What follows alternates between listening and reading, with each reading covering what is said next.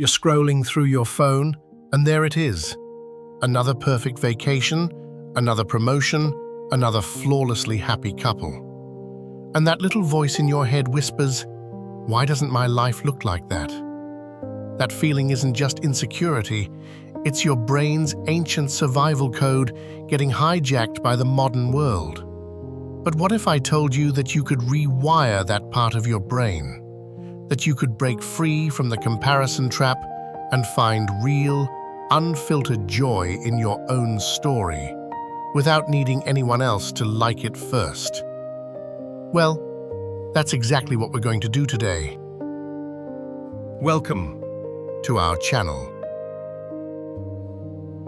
To figure out why their opinion feels so much bigger than your own, we need to take a trip back in time, way, way back.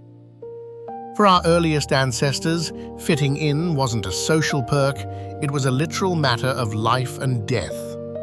Being accepted by your tribe meant you got food, protection from whatever was trying to eat you, and a chance to pass on your genes. Get kicked out, you were pretty much done for. So, our brains developed a deep, primal need for social approval. It's a survival instinct baked right into our biology. Now, fast forward to today. You're not fighting off saber-toothed tigers anymore, but that ancient part of your brain is still running the exact same software. The only problem is, your tribe is now the entire internet. This is where social media turns a survival tool into a trap. These platforms are masterfully engineered to tap into that fundamental human need for validation. Every time you get a like, a comment, or a share, your brain serves up a tiny hit of dopamine, the same feel-good chemical you get from food and other rewards. This creates a powerful feedback loop. That little red notification becomes a digital pat on the back, a sign that the tribe accepts you. And the more you get, the more you want, until your self-worth starts feeling like it's tied directly to your online stats. This has created what some people call the like economy, where social approval is a currency we can actually count. We start measuring our lives not by our own internal happiness, but by metrics everyone else can see. And the research backs this up.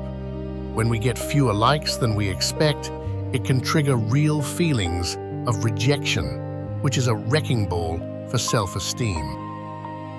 But here's the biggest problem, the compare and despair phenomenon. Social media isn't real life, it's a highlight reel. It's a perfectly curated collection of the best moments, the filtered photos, the career wins, the perfect proposals. Nobody posts about their boring Tuesday morning or the fight they had with their partner. But we scroll through these endless highlight reels and hold them up against the full, unedited, blooper-filled movie of our own lives. It's a game you can't win because you're comparing your reality to someone else's performance. And when we're constantly looking outward for approval, we forget how to create it for ourselves. We hand over the keys to our own happiness without even realizing it. So if our brains are wired this way, are we just doomed to be approval-seeking zombies forever? Absolutely not. The goal isn't to stop caring what people think. That's like trying to stop being hungry. The goal is to change your diet. It's about getting picky about whose opinions you consume and learning to become your own primary source of validation. Here are 4 ways to do just that. That ancient brain of yours is desperate for approval from the tribe, but your tribe has become a faceless crowd of thousands, sometimes millions, of people whose opinions you've accidentally started to value. Your first move is to shrink that tribe back down to a size that actually matters. Seriously, think about it. Whose opinions truly matter? Your partner? Your family? A handful of close friends who've earned your trust? Write down 3 to 5 of those people. These are the folks whose feedback comes from a place of love and a genuine desire to see you happy. This is your new tribe. Everyone else, the random trolls, the acquaintance from high school, the influencer you'll never meet, their opinions are just noise.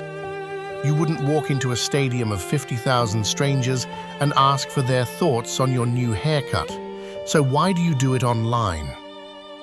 When you intentionally decide whose opinions carry weight, you reclaim all the power you've been giving to the anonymous crowd. This isn't about ignoring feedback, it's about being a bouncer for your brain. Confidence doesn't come from being perfect, it comes from accepting that you're not.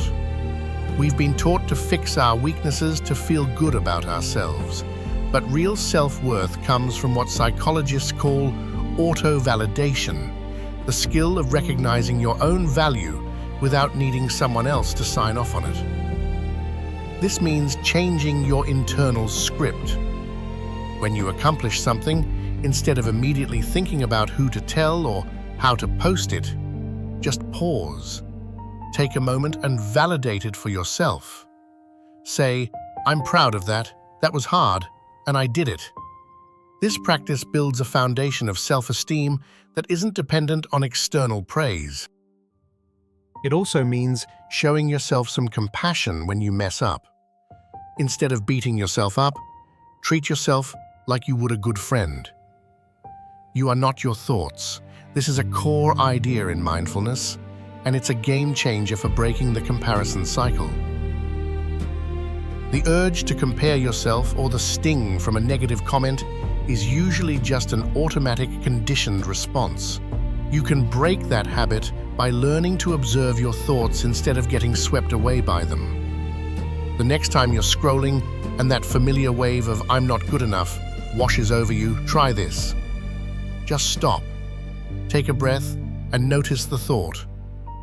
Say to yourself, there's the thought that my life isn't as cool as theirs. Or maybe there's that feeling of anxiety from that negative comment. By framing it as just a thought or a feeling, you create a tiny bit of space between you and the emotion. In that space, you have a choice. You can question it. Is it really true that my life is terrible? Or am I just looking at a carefully staged photo? Most of the time, these negative thoughts are just old mental habits that aren't based in reality. When you become the observer, you stop being a prisoner of your thoughts and start seeing them for what they are. Temporary mental events that only have power if you give it to them. This last one might sound strange, but it's one of the best ways to stop fearing what other people think. For 1 week, make a real effort to stop judging other people. Think about it. The fear of being judged is often just a reflection of how much we judge others. We worry about what people will think of our clothes, our jobs, or our homes because we're constantly forming opinions about theirs. Judgment is a two-way street. When you consciously practice letting go of your judgments about others, you subconsciously quiet the fear that they are all judging you. So, for a week, when you see someone wearing something you'd never wear, just let the thought go. When a friend makes a life choice you don't quite get, practice empathy instead of criticism. This isn't about agreeing with everyone, it's about letting people be who they are, without you needing to slap a label on it. As you put less judgment out into the world, you'll find the fear of it coming back at you starts to fade. You start to realize that most people are just like you, too busy worrying about their own lives to be overly concerned with yours. You can't stop people from having opinions, but you can absolutely stop their opinions from having you. Your worth isn't a stock that goes up and down with public approval. It's inherent, it's stable, and it's 100% yours.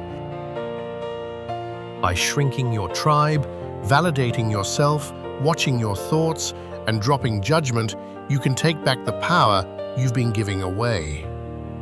You can learn to trust the one voice that actually matters, your own. Your life is your story to write, and it deserves to be celebrated, not for an audience, but for you. So I'll leave you with a question to get you started. Let me know in the comments below. What is one opinion you're going to stop letting affect you? Thanks for watching. If this resonated with you, consider subscribing for more on how to live a more authentic life. It's time to take back your story. We'll see you in the next one.